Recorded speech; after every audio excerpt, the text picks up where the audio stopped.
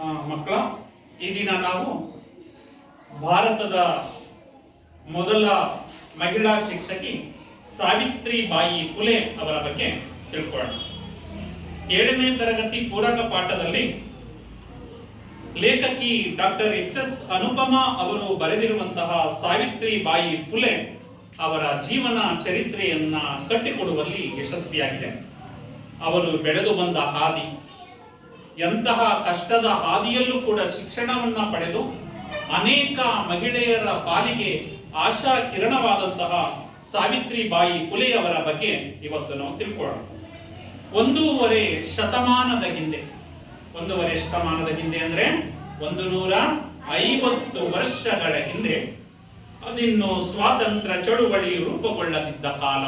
ಇನ್ನು ಕೂಡ ನಮ್ಮ ಭಾರತ ದೇಶಕ್ಕೆ ಸ್ವಾತಂತ್ರ್ಯ ಬಂದಿರಲಿಲ್ಲ. ಜೊತೆಗೆ ಇನ್ನೂ ಕೂಡ ಸ್ವಾತಂತ್ರ್ಯವನ್ನ ಪಡಿಬೇಕು ಅನ್ನೋ ಒಂದು ಚಳುವಳಿಯು ಕೂಡ ಆರಂಭವಾಗಿರಲಿಲ್ಲ ಅನ್ನುವ ಕಾಲಘಟ್ಟ.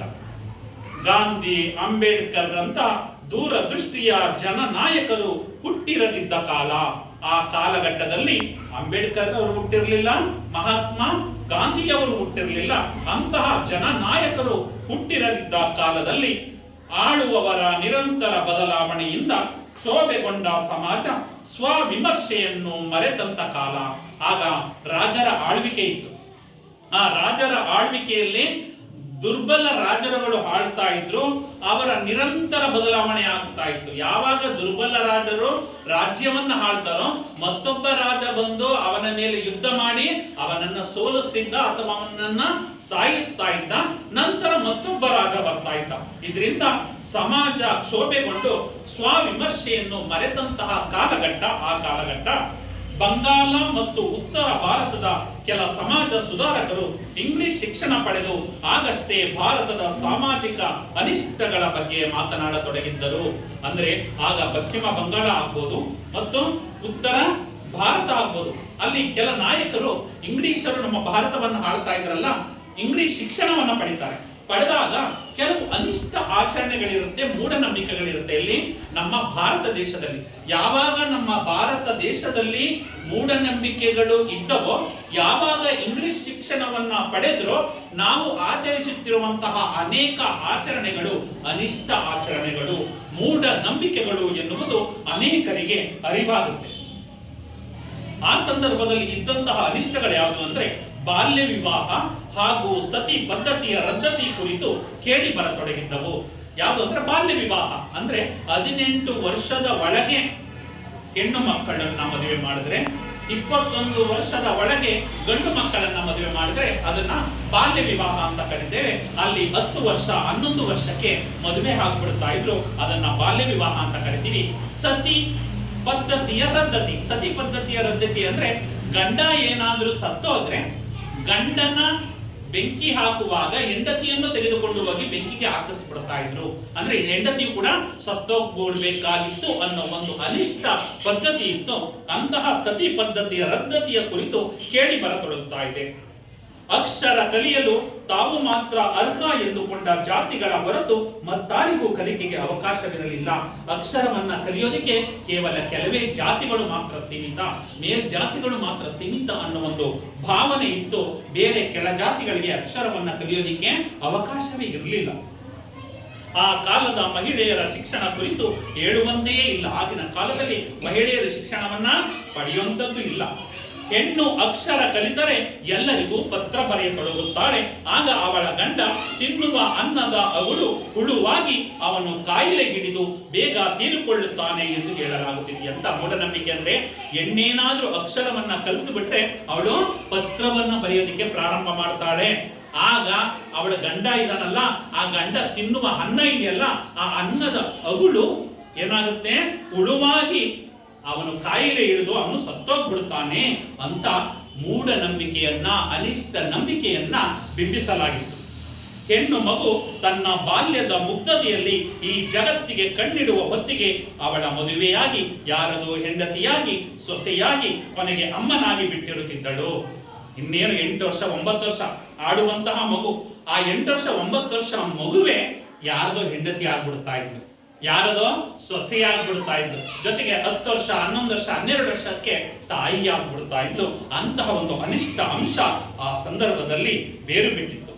ಕುಟುಂಬ ನಿರ್ವಹಣೆಗಾಗಿ, ಕುಟುಂಬ ನಿರ್ವಹಣೆಯಿಂದಲೇ ಅವಳ ವ್ಯಕ್ತಿತ್ವ ರೂಪುಗೊಂಡು ಅಲ್ಲೇ ಕಳೆದು ಹೋಗುತ್ತಿತ್ತು. ಅಂದ್ರೆ ಅವಳ ಸಂಪೂರ್ಣ ಜೀವನ ಹೆಂಡತಿಯಾಗಿ, ಸೊಸೆಯಾಗಿ ಮನೆಯ ಕೆಲಸವನ್ನ ಮಾಡೋದು, ಅಲ್ಲೇ ಜೀವನವನ್ನ ನಿರ್ವಹಣೆ ಮಾಡೋದು ಅಷ್ಟಕ್ಕೆ ಮಾತ್ರ ಸೀಮಿತ ಆಗಿತ್ತು. ಇನ್ನು ಹೊರಗಿನ ಪ್ರಪಂಚವನ್ನ ನೋಡುವಂತಹ ಸ್ಥಿತಿಯೇ ಆಗಿನ ಕಾಲದ ಹೆಣ್ಣು ಮಕ್ಕಳಿಗೆ ಇರಲಿಲ್ಲ.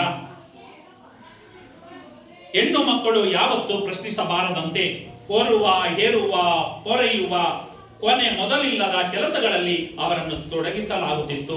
ಹೆಣ್ಣು ಮಕ್ಕಳು ಯಾವಾಗಲೂ ಪ್ರಶ್ನೆ ಮಾಡಂಗಿಲ್ಲ, ನೀ ನನ್ನನ್ನೇ ಪ್ರಶ್ನೆ ಮಾಡ್ತೀಯಾ ಅಂತ ಹೊಡೆದು ಬಿಡ್ತಾ ಇದ್ರು ಹೆಣ್ಣು ಮಕ್ಕಳಿಗೆ. ಯಾವಾಗಲೂ ಗಂಡ ಏನ್ ಹೇಳ್ತಾನೆ, ಗಂಡಸರು ಏನ್ ಹೇಳ್ತಾರೆ ಅದನ್ನ ಕೇಳಿಕೊಂಡು ಇರುವಂತಹ ಪರಿಸ್ಥಿತಿ ಆ ಸಂದರ್ಭದಲ್ಲಿತ್ತು. ಅವರು ಹೊರಬೇಕು ಅಂದ್ರೆ ಏನನ್ನ, ಯಾವುದೇ ಭಾರವನ್ನ ಕೊಟ್ರೆ ಹೊರಬೇಕು. ಹೇರಬೇಕು ಅಂದ್ರೆ ಹೆಣ್ಣು ಮಕ್ಕಳನ್ನ ಅಥವಾ ಗಂಡು ಮಕ್ಕಳನ್ನ ಹೇರಬೇಕು, ಅವರನ್ನ ಹೊರಿಬೇಕು ಅಂದ್ರೆ ಗಂಡು ಮಕ್ಕಳನ್ನ ಹೆಣ್ಣು ಮಕ್ಕಳನ್ನ ರಕ್ಷಣೆಯನ್ನ ಮಾಡಬೇಕು. ಇಷ್ಟೇ ಅವರ ಕೆಲಸ ಅಂತ ಹೇಳಲಾಗಿತ್ತು. ಒಟ್ಟಾರೆ ಹೇಳುವುದಾದರೆ ದಲಿತ ಶೂದ್ರ ಮಹಿಳೆಯರಿಗೆ ಶಾಲೆ ಎನ್ನುವುದು ಕನಸಿನಲ್ಲೂ ಮೂಡಲಾಗದ ಅಸ್ಪಷ್ಟ ಕಲ್ಪನೆಯಾಗಿ ಉಳಿದಿತ್ತು. ಅಂದ್ರೆ ಯಾವಾಗ ದಲಿತ ಕೆಳವರ್ಗದ ಮಹಿಳೆಯರಿದ್ರಲ್ಲ, ಅವರಿಗಂತೂ ಶಾಲೆ ಅನ್ನೋದು ಒಂದು ಕನಸಿನಲ್ಲೂ ಕೂಡ ಪಡೆಯಲಾರದಂತಹ ಸ್ಥಿತಿಯಲ್ಲಿ ಆ ಕಾಲಘಟ್ಟ ಇತ್ತು. ಈ ಪರಿಸ್ಥಿತಿ ಇರುವ ಕಾಲದಲ್ಲಿಯೇ ಸಾವಿತ್ರಿಬಾಯಿ ಫುಲೆಯವರು ಮಹಾರಾಷ್ಟ್ರದ ಸತಾರ ಜಿಲ್ಲೆಯ ನಾಯಗಾಮ ಹಳ್ಳಿಯಲ್ಲಿ 1831 ಜನವರಿ 3ರಲ್ಲಿ ಜನಿಸಿದರು. ಇಂತಹ ಒಂದು ಕಾಲಘಟ್ಟ, ಸತಿ ಪದ್ಧತಿ, ಮೂಢನಂಬಿಕೆ, ಬಾಲ್ಯ ವಿವಾಹ, ಇಂತಹ ಅನಿಷ್ಟ ಬದ್ಧತೆಗಳು ಇದ್ದಂತಹ ಕಾಲದಲ್ಲಿ, ಈ ಪರಿಸ್ಥಿತಿ ಇರುವಂತಹ ಕಾಲದಲ್ಲಿ ಸಾವಿತ್ರಿಬಾಯಿ ಫುಲೆಯವರು ಮಹಾರಾಷ್ಟ್ರ ಅನ್ನೋದು ಒಂದು ರಾಜ್ಯ, ನಮ್ಮ ಕರ್ನಾಟಕದ ಪಕ್ಕದ ರಾಜ್ಯ, ಅಲ್ಲಿ ಸತಾರ ಜಿಲ್ಲೆಯ ನಾಯಗಾಂವ ಅನ್ನೋ ಒಂದು ಹಳ್ಳಿಯಲ್ಲಿ 1831 ಜನವರಿ 3ರಲ್ಲಿ ಜನಿಸಿದರು. ಯಾರು? ಸಾವಿತ್ರಿಬಾಯಿ ಫುಲೆ. ಸಾವಿತ್ರಿಬಾಯಿ ಫುಲೆ ನೀವು ನೋಡಿದ್ದೀರಾ?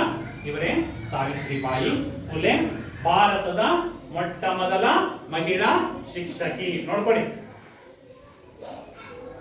ಇದನ್ನ ನೋಡಿದ್ರೆ ಅವರಿಗೆ ಏನ್ ಮಾಡ್ಬೇಕೀಗ? ನೀವು ಕೈ ಎತ್ತಿ ಮುಗಿಬೇಕು.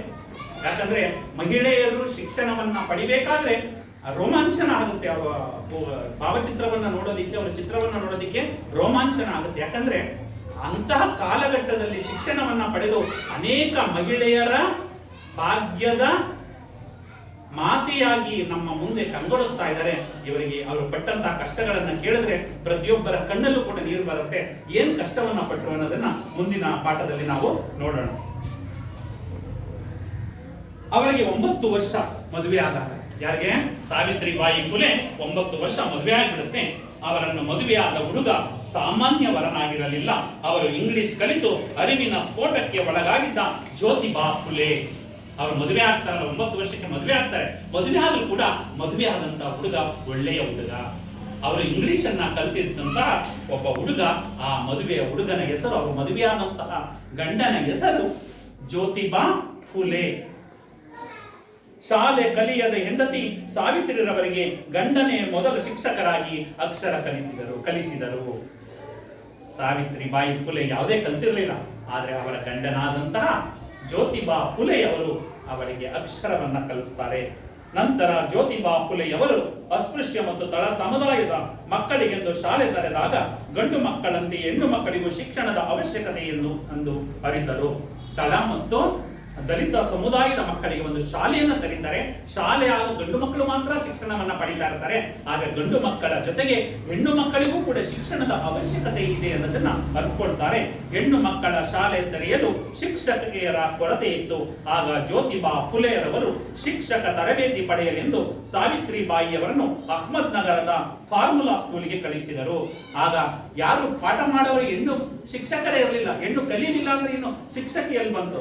ಆಗ ಜ್ಯೋತಿಬಾ ಫುಲೆಯವರು ತಮ್ಮ ಹೆಂಡತಿಯಾದಂತಹ ಸಾವಿತ್ರಿಬಾಯಿ ಫುಲೆಯವರನ್ನ ಅಹ್ಮದ್ ನಗರದ ಫಾರ್ಮುಲಾ ಸ್ಕೂಲ್ ಅಂತ ಇರುತ್ತೆ, ಅಲ್ಲಿಗೆ ಕಳಿಸ್ತಾರೆ. ಸಾವಿತ್ರಿಬಾಯಿಯವರ ಜೊತೆಗೆ ಫಾತಿಮಾ ಶೇಖ್ ಎನ್ನುವ ಮಹಿಳೆಯು ಕೂಡ ತರಬೇತಿ ಪಡೆದು ನಂತರ ಜ್ಯೋತಿಬಾ ಫುಲೆಯವರ ಶಾಲೆಗಳಲ್ಲಿ ಕೆಲಸ ಮಾಡಿದರು. ಯಾವಾಗ ಈ ಜ್ಯೋತಿಬಾ ಫುಲೆಯವರು ಶಾಲೆಯನ್ನ ತೆರೆದ್ರು. ಆ ಶಾಲೆಯಲ್ಲಿ ಶಿಕ್ಷಕಿಯಾಗಿ ಸಾವಿತ್ರಿಬಾಯಿ ಫುಲೆಯವರು ತರಬೇತಿಯನ್ನ ಪಡ್ಕೊ ಬರ್ತಾರೆ. ಅವರಿಗೆ ಸಹಾಯಕರಾಗಿ ಒಬ್ಬ ಮುಸ್ಲಿಂ ಮಹಿಳೆ ಫಾತಿಮಾ ಶೇಖ್ ಅನ್ನೋರು ಕೂಡ ತರಬೇತಿಯನ್ನ ಪಡೆದು ಜ್ಯೋತಿಬಾ ಫುಲೆಯವರ ಶಾಲೆಗಳಲ್ಲಿ ಕೆಲಸವನ್ನ ಮಾಡತೊಡಗುತ್ತಾರೆ. ತರಬೇತಿ ಮುಗಿಸಿ ಸಾವಿತ್ರಿಬಾಯಿಯವರು ಬಂದ ಮೇಲೆ 9 ವಿದ್ಯಾರ್ಥಿಗಳೊಂದಿಗೆ ಪುಣೆಯಲ್ಲಿ 1849ರಲ್ಲಿ ಮೊದಲ ಶಾಲೆ ಶುರು ಮಾಡಿದರು. ಮೊದಲ ಶಾಲೆ ಪುಣೆಯಲ್ಲಿ ಯಾವಾಗ ಪ್ರಾರಂಭ ಆಗುತ್ತೆ ಅಂದ್ರೆ 1849ರಲ್ಲಿ ಪ್ರಾರಂಭ ಆಗುತ್ತೆ. ಅಹ್ಮದ್ ನಗರದ ಸದಾಶಿವ ಗೋವಂದೆ ಮಕ್ಕಳಿಗೆ ಉಚಿತ ಪುಸ್ತಕ ಒದಗಿಸಿದರು. ಅಹ್ಮದ್ ನಗರದ ಸದಾಶಿವ ಗೋವಿಂದೆ ಅಂತ ಇದ್ದಾರೆ, ಅವರ ಮಕ್ಕಳಿಗೆ ಉಚಿತವಾಗಿ ಪುಸ್ತಕವನ್ನ ಕೊಡುತ್ತಾರೆ. ಆದರೆ ಶಾಲೆಗೆ ಸ್ಥಳ ಕೊಡುವವರು ಮನಸ್ಸು ಬದಲಾಯಿಸುತ್ತಾ ಇದ್ದರಿಂದ ಶಾಲೆಯು ನಿರಂತರ ಸ್ಥಳ ಬದಲಾಯಿಸುತ್ತಾ ಮುಚ್ಚುತ್ತಾ ತೆರೆಯುತ್ತಾ ಹೋಯಿತು. ಪುಸ್ತಕನೇ ಯಾರೋ ದಾನಿಗಳು ಕೊಟ್ಟರು, ಆದ್ರೆ ಜಾಗವನ್ನ ಕೊಡೋರು ಯಾರು ಇರಲಿಲ್ಲ. ಒಂದು ದಿನ ಇಲ್ಲಿ ತೆರೆದ್ರೆ, ಇಲ್ಲಪ್ಪ ಇಲ್ಲಿ ನೀವು ಶಾಲೆ ತೆರಬೇಡಿ, ಹೆಣ್ಮಕ್ಳೆಲ್ಲ ಕಲಿತಾ ಇದ್ದಾರೆ, ಮುಚ್ಕೊಂಡು ಹೋಗಿ ಅಂದ್ರೆ ಮತ್ತೆ ಇನ್ನೊಂದು ಕಡೆ ಹೋಗೋದು. ಇನ್ನೊಂದು ಕಡೆ ಶಾಲೆ ತೆರೆದ್ರೆ, ಇಲ್ಲ ಇಲ್ಲಿ ನೀವು ಶಾಲೆ ನಡೆಸಬೇಡಿ, ಇನ್ನೊಂದು ಕಡೆ ಹೋಗಿ ಅನ್ನೋದು. ಹಿಂಗೆ ಒಂದು ಕಡೆ ಇನ್ನೊಂದು ಕಡೆ ಇನ್ನೊಂದು ಕಡೆ, ಹೀಗೆ ಶಾಲೆ ಏನಾಗ್ತಾ ಹೋಗುತ್ತೆ, ಸ್ಥಳಗಳು ಬದಲಾಗ್ತಾ ಹೋಗುತ್ತೆ. 1851ರಲ್ಲಿ ಎರಡನೇ ಶಾಲೆ ಶುರುವಾಯಿತು. ಮೊದಲನೇ ಶಾಲೆ 1849ರಲ್ಲಾಗಿರುತ್ತೆ. ಎರಡನೇದು 1851ರಲ್ಲಿ ಎರಡನೇ ಶಾಲೆ ಪ್ರಾರಂಭ ಆಗುತ್ತೆ. 1852ರಲ್ಲಿ ಮಹಿಳಾ ಸೇವಾ ಮಂಡಲ ಶುರುವಾಯಿತು. ಒಂದು ಸಂಸ್ಥೆಯನ್ನ ಸ್ಥಾಪನೆ ಮಾಡ್ತಾರೆ. ಆ ಸಂಸ್ಥೆಯ ಹೆಸರು ಮಹಿಳಾ ಸೇವಾ ಮಂಡಲ. ಧಾರ್ಮಿಕ ಆಧ್ಯಾತ್ಮಿಕ ವ್ಯಕ್ತಿಯಾಗಿದ್ದ ಸಾವಿತ್ರಿಬಾಯಿಯವರು ತಾವು ಮಾಡುತ್ತಿರುವ ಕೆಲಸದ ಬಗೆಗೆ ಅಚಲ ಶ್ರದ್ಧೆಯನ್ನಿಟ್ಟುಕೊಂಡಿದ್ದರು. ಶಾಲೆಗೆ ಹೋಗುವಾಗ ದಾರಿ ಮೇಲೆ ತೂರಿ ಬರುವ ಕಲ್ಲು ಮಣ್ಣು ಸಗಣಿಗಳ ದಾಳಿಗೆ ಎದೆಗುಂದದೆ ಪಾಠ ಹೇಳಿದರು. ಅವರು ಧಾರ್ಮಿಕ ಮತ್ತು ಆಧ್ಯಾತ್ಮಿಕ ವ್ಯಕ್ತಿಯಾಗಿದ್ದರು. ಸಾವಿತ್ರಿಬಾಯಿ ಫುಲೆಯವರು ತಾವು ಮಾಡುತ್ತಿರುವ ಕೆಲಸವನ್ನ ಶ್ರದ್ಧೆ ಇಟ್ಟು, ಯಾವುದೇ ಕೆಲಸ ಆಗ್ಲಿ ನಾವು ಶ್ರದ್ಧೆ ಇಟ್ಟು ಕೆಲಸವನ್ನ ಮಾಡಿದ್ರೆ ಆ ಕೆಲಸ ಏನಾಗುತ್ತೆ, ಪರಿಪೂರ್ಣ ಆಗುತ್ತೆ. ಏನೋ ನಾನು ಮಾಡಬೇಕಲ್ಲ ಅನ್ನೋ ಒಂದು ಭಾವನೆಯಿಂದ ಮಾಡಿದರೆ ಯಾವುದೇ ಕೆಲಸವೂ ಕೂಡ ಪರಿಪೂರ್ಣ ಆಗೋದಿಲ್ಲ. ಆದರೆ ಸಾವಿತ್ರಿಬಾಯಿ ಫುಲೆಯವರು ಎಷ್ಟೇ ಕಷ್ಟಗಳಿದ್ರೂ ಕೂಡ ಆ ಕಷ್ಟಗಳನ್ನ ಮೆಟ್ಟಿ ನಿಂತು ಧೀರ ಮಹಿಳೆಯಾಗಿ ಕೆಲಸವನ್ನ ಮಾಡ್ಕೊಂಡು ಹೋಗ್ತಾರೆ. ಶಾಲೆಗೆ ಹೋಗುವಾಗ ದಾರಿ ಮೇಲೆ ತೂರಿ ಬರುವ ಕಲ್ಲು ಮಣ್ಣು ಸಗಣಿ, ಇವಳು ಹೆಣ್ಣು ಮಕ್ಕಳಿಗೆಲ್ಲ ದಾರಿ ತಪ್ಪಿಸ್ತಾ ಇದ್ದಾರೆ, ಹೆಣ್ಣು ಮಕ್ಕಳಿಗೆ ಶಿಕ್ಷಣವನ್ನ ಕೊಡ್ತಾ ಇದ್ದಾರೆ ಅಂತ ದೂರುಗಳು ಬರುತ್ತೆ. ಆಗ ಅವಳಿಗೆ ಕಲ್ಲನ್ನ ಹೊಡಿತಾರೆ. ಹಾಗೆ ಸಾವಿತ್ರಿಬಾಯಿ ಫುಲೆಯವರಿಗೆ ಕಲ್ಲನ್ನ ಹೊಡಿತಾರೆ, ಮಣ್ಣನ್ನ ಎಸಿತಾರೆ. ಕೊನೆಗೆ ಸಗಣಿ, ದನಗಳ ಸಗಣಿ ಇದೆಯಲ್ಲ, ಸಗಣಿಯನ್ನ ತೆಗೆದು ಅವಳಿಗೆ ಎಸಿತಾರೆ. ಅಂತಹ ಕಷ್ಟವನ್ನು ಎದುರಿಸಿರುವಂತಹ ಧೀರ ತಾಯಿ ನಮ್ಮ ಸಾವಿತ್ರಿಬಾಯಿ ಫುಲೆಯವರು. ಫುಲೆ ದಂಪತಿಗಳು ಒಂದಾದ ಮೇಲೊಂದು ಶಾಲೆ ತೆರೆಯತೊಡಗಿದಾಗ ಅಕ್ಷರ ಕಲಿಯಬಾರದವರಿಗೆ ಕಲಿಸುತ್ತಾ ಧರ್ಮದ್ರೋಹ ಮಾಡುತ್ತಿದ್ದಾರೆ ಎಂಬ ಆಪಾದನೆಗಳು ಬಂದವು. ಯಾರು ದಲಿತ ಸಮುದಾಯ, ತಳ ಸಮುದಾಯ, ಹೆಣ್ಣು ಮಕ್ಕಳಿಗೆ ಅಕ್ಷರ ಕಲಿಬಾರದು ಅನ್ನೋ ಒಂದು ಮೌಢ್ಯ ಇರುತ್ತೆ, ಮೂಢನಂಬಿಕೆ ಇರುತ್ತೆ, ಅನಿಷ್ಟ ಆಚರಣೆ ಇರುತ್ತೆ. ಆದ್ರೆ ಅಂತಹ ತಳ ಸಮುದಾಯದ ಜನರಿಗೆ ಪಾಠವನ್ನ ಹೇಳಿ ಶಾಲೆಯನ್ನ ತೆರೆದು ಅವರಿಗೆ ಶಿಕ್ಷಣವನ್ನ ಕೊಡಲು ಪ್ರಾರಂಭ ಮಾಡಿದಾಗ ಇವರು ಧರ್ಮದ್ರೋಹ ಮಾಡ್ತಾ ಇದ್ದಾರೆ ಅಂತ ಇವರು ಗಂಡ ಹೆಂಡತಿಯರನ್ನ ಅಂದ್ರೆ ಸಾವಿತ್ರಿಬಾಯಿ ಫುಲೆ ಮತ್ತು ಜ್ಯೋತಿಬಾ ಫುಲೆ ಅವರಿಗೆ ಏನ್ ಮಾಡ್ತಾರೆ, ಧರ್ಮದ್ರೋಹದ ಆಪಾದನೆ ಬರುತ್ತೆ, ಬೆದರಿಕೆಗಳು ಬರ್ತವೆ. ನಿಮ್ಮನ್ನ ಸಾಯಿಸ್ಬಿಡ್ತೀವಿ ಈ ರೀತಿ ಕೆಲಸವನ್ನ ಮಾಡಿದ್ರೆ ಅಂತ ಬೆದರಿಕೆಯನ್ನ ಮಾಡ್ತಾರೆ. ಅದೆಲ್ಲದರಿಂದ ಒತ್ತಡಕ್ಕೊಳಗಾದ ಜ್ಯೋತಿಬಾ ಫುಲೆಯವರ ತಂದೆ ಮಗ ಸೊಸೆಯನ್ನು ಮನೆಯಿಂದ ಹೊರ ಕಳಿಸಿದರು. ನೋಡು, ನೀವು ಪಾಠ ಮಾಡದೇನೆ ಮನೇಲಿ ಇದ್ರೆ ಇರಿ, ಇಲ್ಲ ಅಂದ್ರೆ ನೀವು ಮನೆಯಿಂದ ಆಚೆ ಹೋಗಿ ಅಂತ ಯಾರೋ ಜ್ಯೋತಿಬಾ ಫುಲೆಯವರ ತಂದೆ ಅವರನ್ನ ಮನೆಯಿಂದ ಆಚೆಗೆ ಹಾಕ್ಬಿಡ್ತಾರೆ, ಮಗ ಮತ್ತು ಸೊಸೆನ. ಮಗ ಯಾರು? ಜ್ಯೋತಿಬಾ ಫುಲೆ. ಸೊಸೆ ಯಾರು? ಸಾವಿತ್ರಿಬಾಯಿ ಫುಲೆ. ಸಾವಿತ್ರಿಬಾಯಿ ಫುಲೆ. ಇವರಿಬ್ಬರನ್ನು ಜೊತೆಗೆ ಹಾಕ್ಬಿಡ್ತಾರೆ. ಯುವ ದಂಪತಿ ಅಂಜದೆ ಬೇರೆ ಮನೆ ಮಾಡ್ಕೋತಾರೆ. ಸಾವಿತ್ರಿಬಾಯಿಯವರ ಅಣ್ಣ ಕೂಡ ಅಸ್ಪೃಶ್ಯರಿಗೆ ಏಕೆ ಶಿಕ್ಷಣ ಕೊಡುತ್ತಿದ್ದಿ ಎಂದು ಅವರ ಬಳಿ ವಾದಿಸುತ್ತಿದ್ದರು. ಅಸ್ಪೃಶ್ಯರು ಅಂದ್ರೆ ದಲಿತ ಸಮುದಾಯಕ್ಕೆ ನೀವು ಎಷ್ಟು ಶಿಕ್ಷಣ ಕೊಡ್ತಾ ಇದ್ದೀರಾ ಅಂತ ಅವರಿಬ್ಬರನ್ನ ಬೈತಾ ಇರ್ತಾರೆ ಸಾವಿತ್ರಿಬಾಯಿ ಫುಲೆಯನ್ನ ಮತ್ತೆ ಅವರ ಭಾವನ. ಆದ್ರೆ ಅದನ್ನ ಕೇಳಲಿಲ್ಲ ಅವರು. ಬಂಧು ಬಳಗಕ್ಕೂ ಹಿತೈಷಿಗಳಿಗೂ ಉತ್ತರಿಸುತ್ತಾ ಮನವೊಲಿಸುತ್ತಾ ಫುಲೆ ದಂಪತಿಗಳು ತಮ್ಮ ಕೆಲಸ ಮುಂದುವರಿಸಿದರು.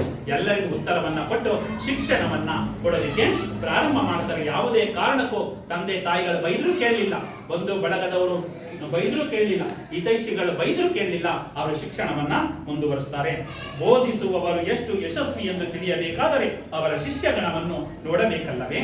ಈಗ ನಾನು ಮಾಡ್ತಾ ಇರುವಂತಹ ಪಾಠ ಎಷ್ಟು ಪರಿಣಾಮಕಾರಿಯಾಗಿದೆ ಅಂದ್ರೆ ನೀವು ಚೆನ್ನಾಗಿ ಓದಿದ್ರೆ ಮಾತ್ರ ನಾವು ಮಾಡ್ತಿರುವಂತಹ ಪಾಠ ಅರ್ಥ ಆಗ್ತಾ ಇದೆ ಅಂತ. ನಾನು ಏನೇ ಪಾಠ ಮಾಡಿದ್ರು ಕೂಡ ನೀವೊಂದು ಅಕ್ಷರನೂ ಓದಲ್ಲ ಅಂದಾಗ ನಮಗೆ ಬೇಸರ ಆಗುತ್ತೆ. ಈಗ ಉದಾಹರಣೆಗೆ ನಾನು 26 ವರ್ಷ ಶಿಕ್ಷಕರಾಗಿ ಕೆಲಸವನ್ನ ಮಾಡಿದ್ದೇನೆ. ನನ್ನ ಶಿಷ್ಯರು ಇವತ್ತು ಡಾಕ್ಟರ್ ಆಗಿದ್ದಾರೆ, MBBS ಡಾಕ್ಟರ್ ಆಗಿದ್ದಾರೆ, ಇಂಜಿನಿಯರ್ ಆಗಿದ್ದಾರೆ, ಬ್ಯಾಂಕಿನಲ್ಲಿ ಮ್ಯಾನೇಜರ್ ಆಗಿದ್ದಾರೆ, ಮತ್ತೆ ಅನೇಕರು ಪೊಲೀಸ್ ಅಧಿಕಾರಿಗಳಾಗಿದ್ದಾರೆ ಅಂದಾಗ ನಮ್ಮ ಕೈ ಕೆಳಗೆ ಅಂದ್ರೆ ನಾವು ಮಾಡುವಂತಹ ಪಾಠದಲ್ಲಿ ತೃಪ್ತಿ ಭಾವ ನಮಗಿದೆ. ಹಂಗೆ ಏನಂತ ಬೋಧಿಸುವವರು ಎಷ್ಟು ಯಶಸ್ಸು, ಬೋಧಿಸುವವರು ಎಷ್ಟು ಚೆನ್ನಾಗಿ ಬೋಧನೆ ಮಾಡ್ತಾರೆ ಅಂತ ಆ ಮಕ್ಕಳುಗಳು ಸೃಷ್ಟಿ ಆಗ್ತಾರಲ್ಲ, ಅವ್ರು ಓದ್ತಾರಲ್ಲ, ಅದರ ಮೇಲೆ ಗೊತ್ತಾಗ್ಬಿಡುತ್ತೆ. ಫುಲೆ ಶಾಲೆಯಲ್ಲಿ ಕಲಿತ ಹೆಣ್ಣು ಮಕ್ಕಳು ವೈಚಾರಿಕ ಜಾಗೃತಿ ಪಡೆದು ಕೆಲವರು ಬರಹಗಾರರಾಗ್ತಾರೆ, ಕೆಲವರು ಬರೆಯುವಂತಹ ಲೇಖಕರು, ಕವಿಗಳು ಆಗ್ತಾರೆ. ಭಾರತದ ಮೊತ್ತ ಮೊದಲ ಸ್ತ್ರೀವಾದಿ ಲೇಖಕಿ ತಾರಾಬಾಯಿ ಶಿಂದೆ ಇವರ ಶಿಷ್ಯೆ. ಅಂದ್ರೆ ಭಾರತದ ಒಬ್ಬ ಸ್ತ್ರೀವಾದಿ ಲೇಖಕಿ ಇರ್ತಾರೆ, ಮೊಟ್ಟ ಮೊದಲ ಲೇಖಕಿ ತಾರಾಬಾಯಿ ಶಿಂದೆ ಇದಾರಲ್ಲ, ಅವರು ಜ್ಯೋತಿಬಾ ಫುಲೆ ಮತ್ತು ಸಾವಿತ್ರಿಬಾಯಿ ಫುಲೆಯವರ ಶಿಷ್ಯೆ. ಅವರು ಬರೆದ ಸ್ತ್ರೀ ಪುರುಷ ತುಲನಾ ಎಂಬ ಪುಟ್ಟ ಹೊತ್ತಗೆ ಇವತ್ತಿಗೂ ದಿಟ್ಟವಾಗಿ ಯುವತಿಯೊಬ್ಬಳು ಬರೆದ ಮೊದಲ ಭಾರತೀಯ ಸ್ತ್ರೀವಾದಿ ಬರಹವಾಗಿದೆ. ಅವರು ಒಂದು ಹೊತ್ತಗೆ ಅಂದ್ರೆ ಅದರ ಸಮಾನಾರ್ಥಕ ಪದ ಪುಸ್ತಕ. ಹೊತ್ತಗೆ ಅಂದ್ರೆ ಏನು? ಪುಸ್ತಕ. ಆ ಪುಸ್ತಕ ಇವತ್ತು ಕೂಡ ಯುವತಿಯೊಬ್ಬಳು ಬರೆದ ಮೊದಲ ಭಾರತೀಯ ಸ್ತ್ರೀವಾದಿ ಬರಹವಾಗಿದೆ. ಅಂದ್ರೆ ಸ್ತ್ರೀಯರನ್ನ ಪುಷ್ಟೀಕರಿಸಿ ಸ್ತ್ರೀಯರ ಬಗ್ಗೆ ಒಂದು ಜಾಗೃತಿಯನ್ನು ಉಂಟು ಮಾಡುವಂತಹ ಒಂದು ಲೇಖನವನ್ನ ಬರೀತಾರೆ. ಮತ್ತೊಬ್ಬ ದಲಿತ ವಿದ್ಯಾರ್ಥಿನಿ ಮುಕ್ತಾಬಾಯಿಯವರು ಪ್ರಬಂಧಗಳು ಹುಡುಗಿಯರು ಪಡೆಯುತ್ತಿದ್ದ ಅರಿವಿನ ಶಿಕ್ಷಣದ ಗುಣಮಟ್ಟ ತಿಳಿಸುತ್ತದೆ. ಮತ್ತೆ ಮುಕ್ತಾಬಾಯಿ ಅನ್ನೋ ಒಂದು ದಲಿತ ವಿದ್ಯಾರ್ಥಿನಿ ಇರ್ತಾರೆ, ಅವರು ಮುಕ್ತಾಬಾಯಿ ಅಂತ ಅವರು ಪ್ರಬಂಧಗಳನ್ನ ಬರೀತಾರೆ. ಅದು ಅರಿವಿನ ಶಿಕ್ಷಣದ ಗುಣಮಟ್ಟ ತಿಳಿಸುತ್ತದೆ. ಅಂದ್ರೆ ಯಾವಾಗ ಅರಿವಿನ ಶಿಕ್ಷಣವನ್ನ ಜ್ಯೋತಿಬಾ ಫುಲೆ ಮತ್ತು ಸಾವಿತ್ರಿಬಾಯಿ ಫುಲೆ ಕೊಡ್ತಾ ಇದ್ರೋ ಅದರ ಬಗ್ಗೆ ಒಂದು ಪ್ರಬಂಧಗಳನ್ನೇ ಬರೀತಾರೆ. ಅದುವರೆಗೂ ಅಸ್ಪೃಶ್ಯ ಸಮುದಾಯದ ಜನ ಬಾಯಾರಿದಾಗ ಹನಿ ನೀರನ್ನು ತಂತಾವೆ ಕೆರೆ, ಬಾವಿ, ನದಿಗಳಿಂದ ತೆಗೆದುಕೊಳ್ಳುವಂತಿರಲಿಲ್ಲ. ಆಗ ಅಸ್ಪೃಶ್ಯದ ಜನರ ಅಂದ್ರೆ ಕೆಳವರ್ಗದ ಜನರು ಯಾವುದೇ ಕೆರೆಗೆ ಹೋಗಿ ನೀರನ್ನ ತಗೊಳ್ಳೋಗಿರಲಿಲ್ಲ, ಬಾವಿಗೆ ಹೋಗಿ ನೀರನ್ನ ಸೇದುವಾಗಿರಲಿಲ್ಲ, ಬೋರ್ವೆಲ್ಗಳಿಗೆ ಹೋಗಿ ನೀರನ್ನ ಒತ್ತುವಾಗಿರಲಿಲ್ಲ. ಯಾರು ಮೇಲ್ವರ್ಗದ ಜನ ಬಂದು ಒಂದು ಚಂಪಿನಲ್ಲೋ ಅಥವಾ ಬಿಂದಿಗೆಯಲ್ಲೋ ನೀರನ್ನು ಹಿಡಿದು ಅವರು ಕೊಡಬೇಕಾಗಿತ್ತು. ಅಂತಹ ಒಂದು ಕಾಲಘಟ್ಟ ಇರುತ್ತೆ. ಆಗ ಫುಲೆ ದಂಪತಿಗಳು 1868ರಲ್ಲಿ ಎಲ್ಲರಿಗೂ ಬಳಕೆಗೆ ಮುಕ್ತವಾದ ನೀರಿನ ತೊಟ್ಟಿ ಕಟ್ಟಿಸಿದರೆ ಈ ಒಂದು ಪರಿಸ್ಥಿತಿಯನ್ನು ನೋಡ್ತಾರೆ.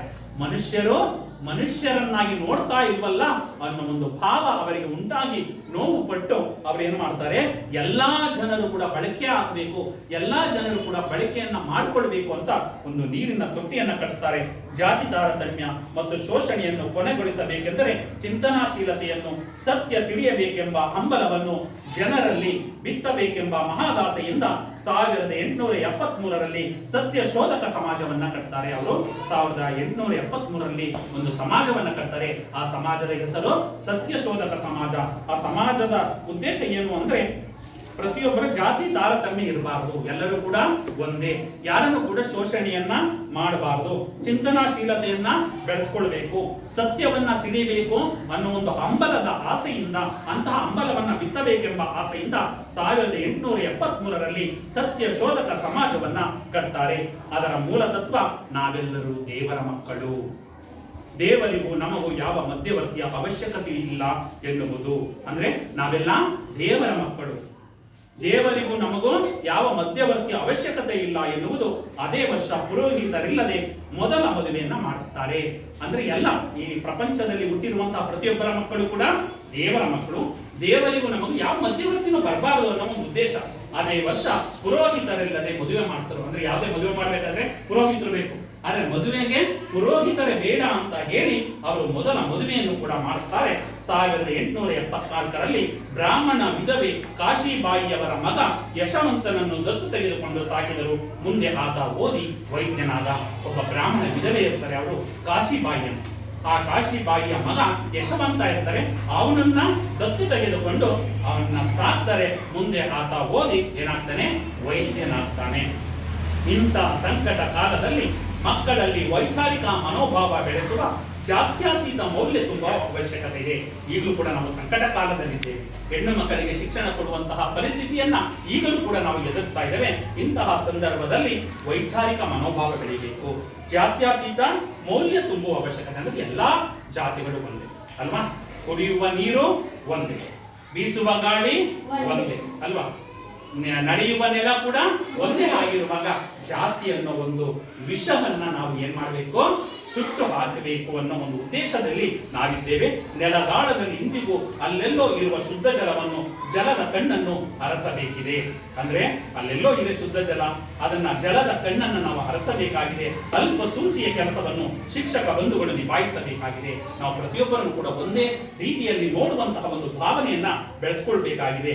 ದಿಕ್ಸೂಚಿಯಾಗಬಲ್ಲ, ಸತ್ಯದರ್ಶಿಯಾಗಬಲ್ಲ ಶಿಕ್ಷಣ ನೀಡುವಂತಹ ಅತಿ ಮಹತ್ತರ ಜವಾಬ್ದಾರಿ ಶಿಕ್ಷಕರ ಮೇಲಿದೆ. ಅಂದ್ರೆ ಈ ಎಲ್ಲ ಒಳ್ಳೆಯ ಮನೋಭಾವ, ಎಲ್ಲರೂ ಕೂಡ ಒಂದೇ ಅನ್ನುವ ಒಂದು ಅಂಶವನ್ನ ಶಿಕ್ಷಕರಲ್ಲಿ ನಾವು ಕಾಣ್ತೇವೆ. ಆ ಶಿಕ್ಷಕರು ಮಾತ್ರ ವಿದ್ಯಾರ್ಥಿಗಳೇ ಅಂತ ಭಾವವನ್ನ, ಸಮಾನತೆಯ ಭಾವವನ್ನ ಬಿತ್ತಿದಾಗ ಎಲ್ಲ ಮಕ್ಕಳಲ್ಲೂ ಕೂಡ ಆ ಸಮಾನತೆಯ ಒಂದು ಭಾವ ಏನಾಗುತ್ತೆ, ಮೊಳಕೆಯೊಡೆಯುತ್ತೆ. ಆ ಸಮಾನತೆಯ ಭಾವ ಮನಸ್ಸಿನಲ್ಲಿ ಬರುತ್ತೆ. ಆ ಸಮಾನತೆಯ ಭಾವ ಎಂಬ ಭಾವನೆಗಳಲ್ಲಿ ಯಾವಾಗಲೂ ಕೂಡ ಬೇರಿರುತ್ತೆ. ಅದನ್ನ ಬೇರಿರುವಂತಹ ಕೆಲಸ ಹೆಂಗಾಗಬೇಕು, ಮನುಷ್ಯರಾಗಿ ಹುಟ್ಟಿದಂತಹ ನಾವೆಲ್ಲರೂ ಒಂದೇ, ಯಾರು ಮೇಲಲ್ಲ ಯಾರು ಕೀಳಲ್ಲ, ಎಲ್ಲರೂ ಸಮಾನರು ಅನ್ನೋ ಒಂದು ಭಾವವನ್ನ ಬೆಳೆಸ್ಕೊಳ್ಬೇಕು ಅಂತ ಹೇಳ್ತಾ, ಅಂತಹ ಒಂದು ಅದ್ಭುತವಾದಂತಹ ಪಾಠವನ್ನ ಪೂರಕ ಪಾಠದಲ್ಲಿ ನಮಗೆ ಅಳವಡಿಸಿದ್ದಾರೆ ಪಠ್ಯಪುಸ್ತಕ ಸಮಿತಿಯವರು. ಆ ಪಾಠವನ್ನ ಬರೆದಿರುವಂತಹ ಡಾಕ್ಟರ್ ಎಚ್.ಎಸ್. ಅನುಪಮಾರ್ ಅವರಿಗೂ ಕೂಡ ನಾವು ಧನ್ಯವಾದಗಳನ್ನ ತಿಳಿಸೋಣ. ಪಾಠ ಅರ್ಥ ಆಯ್ತಲ್ವಾ? ಸಾವಿತ್ರಿಬಾಯಿ ಫುಲೆ ಅವರು ಎಷ್ಟು ಕಷ್ಟವನ್ನ ಪಟ್ಟಿದ್ದಾರೆ, ಆ ಪಟ್ಟಿರುವಂತಹ ಕಷ್ಟದಲ್ಲಿ ನೀವು ಎಳ್ಳಷ್ಟು ಕೂಡ ಕಷ್ಟವನ್ನ ಪಡ್ತಾ ಇಲ್ಲ ಅನ್ನೋ ಒಂದು ಅರಿವನ್ನ ಇಟ್ಟುಕೊಂಡು ಅವರಿಗಿಂತ ನೀವು ಉನ್ನತವಾದಂತಹ ಶಿಕ್ಷಣ ಪಡೆಯುವ ನಿಟ್ಟಿನಲ್ಲಿ ನಾವು ಜಾಗೃತರಾಗೋಣ. ಜಾಗೃತರಾಗ್ತೀರಾ? ಧನ್ಯವಾದಗಳು.